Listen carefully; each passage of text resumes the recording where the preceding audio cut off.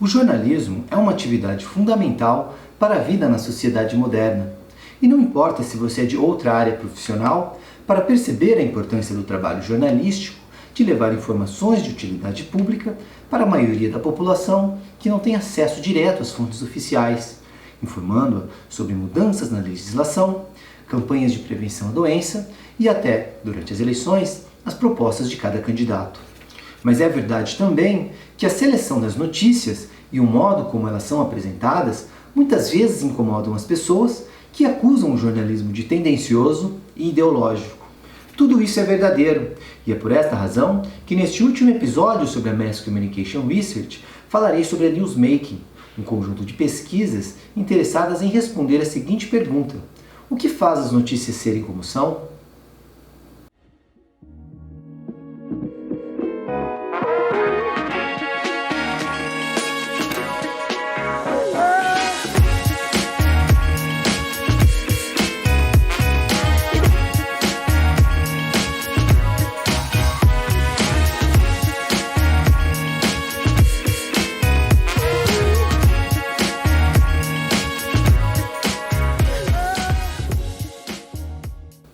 Assim como a hipótese do agendamento, que vimos no episódio anterior, a newsmaking não é uma teoria, já que ela não fornece um modelo consensual para a compreensão do fenômeno da comunicação ou do jornalismo. Mas ela também não é uma hipótese, já que ela não propõe uma afirmação para ser testada. Talvez a melhor forma de definir a newsmaking seja pensá-la como um conjunto de pesquisas que possuem características em comum, como o interesse em conhecer todos os fatores responsáveis pela produção das notícias, ou o uso de técnicas metodológicas como a entrevista com os jornalistas e a pesquisa participante, em que o pesquisador vivencia a rotina de trabalho na empresa jornalística. Para compreender a origem e o desenvolvimento deste conjunto de pesquisas, nos serve o percurso que havíamos descrito no episódio anterior sobre a hipótese do agendamento. A newsmaking inaugura uma nova fase na Mass Communication Research com pesquisas muito diferentes daquelas de sua fase inicial. Por exemplo, o grande poder atribuído aos meios vai aos poucos diminuindo até se equilibrar na fase funcionalista, e os meios de comunicação passam a ser compreendidos como um dentre vários outros processos sociais. Outra mudança importante foi a ampliação do conceito de comunicação. Nas primeiras pesquisas, comunicação referia-se apenas à transmissão de informação e agora passou a incluir processos como a significação e a construção da realidade. Essa ampliação pode ser atribuída à mudança no intervalo de tempo utilizado para avaliar o efeito dos meios de comunicação na sociedade. Antes, o intervalo era muito reduzido, compreendendo poucos meses, como nos casos das campanhas eleitorais, e agora o intervalo de tempo foi ajustado às novas problemáticas. Por exemplo, se queremos entender como os meios constroem a realidade, devemos considerar um intervalo de tempo maior. Embora a newsmaking se caracterize como um conjunto de pesquisas voltado ao conhecimento dos fatores que definem uma notícia, suas pesquisas serão muito diferentes entre si, já que cada uma delas irá focar sobre algum conceito ou sobre alguma etapa do processo de elaboração da notícia. Devido ao fato do processo de produção das notícias ser algo muito complexo, falarei aqui de 3 conceitos que poderão ajudar no entendimento desse tipo de pesquisa. São os conceitos de gatekeeper, noticiabilidade e valor notícia.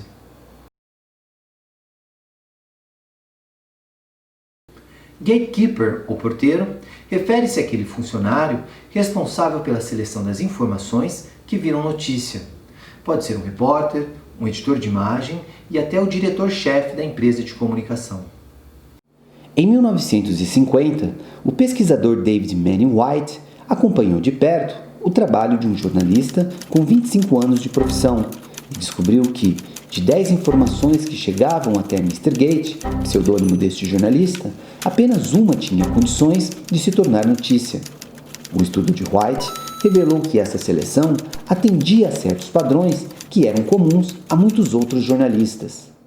O estudo de White focava apenas nos elementos internos à atividade jornalística, mas deixava de fora elementos externos importantes como os constrangimentos organizacionais e burocráticos da empresa, além de fatores sociais e econômicos. O conjunto de todos esses fatores é chamado de noticiabilidade.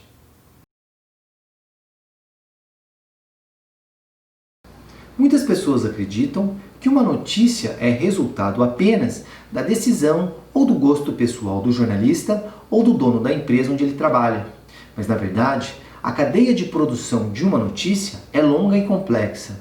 Nessa cadeia estão inclusas as regras jornalísticas para a escrita de um bom texto, a disponibilidade de recursos e tecnologias, além, é claro, da possibilidade deste texto de cativar o público. Por existirem muitas instâncias de decisão até que um fato se torne notícia, é que se utiliza a expressão critérios de noticiabilidade, que significa quais condições este fato deve satisfazer para que se consagre como notícia. As notícias não possuem o mesmo valor.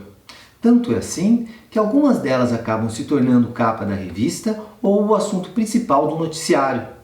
O valor das notícias é calculado em termos de ineditismo, impacto social, proximidade com o público, além de inúmeros outros critérios.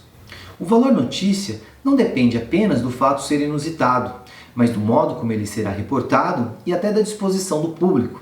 Por exemplo, um fato muito importante, mas que acontece num lugar de difícil acesso e com poucas informações a respeito, perde valor.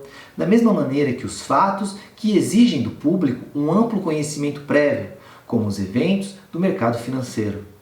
Na grande maioria dos casos, os jornalistas aplicam corretamente esses valores sem terem consciência disso. Esses valores são incorporados no exercício rotineiro da profissão.